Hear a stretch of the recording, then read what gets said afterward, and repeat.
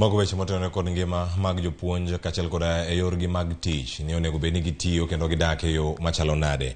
Nyokoro mogi jong waranga ne Kaunti ma Kisumu adhiye Seme ni gik mage matimore kacha. Migawo mar thieth e Kaunti ma Kisumu koro oseketo kenge mag geng'o landruok mano mar tuo mar ambululu kata diep e gwenge ma Kombewa e sub county ma Seme.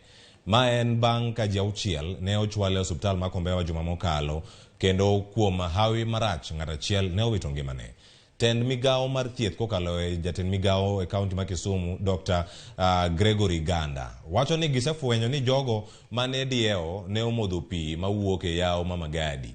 Owacho ni apise bende osedhi mondo mi ochak kuoyo yath mar lero pi kata chlorine e aorano ka bende okwayo jopiny mondo bed motang' kod pi ma gimodho ahinya to sani mantiere oro mang'eny. Sama chieng' rieny to onge koth, pi dhiga piny to cases mag diarrhea dhiga malo sometimes. To if you are not careful, winyalo yudo cholera outbreaks in the community. Koro team marwa nokawo samples botero laboratories marwa rango ni gimane ema chando ji in that area mar Seme. To bang' timo investigation wafwenyo ni ji te mane gi diarrhea diepni ne okawo pi e river moro miluongo ni aora miluongo ni Magadi.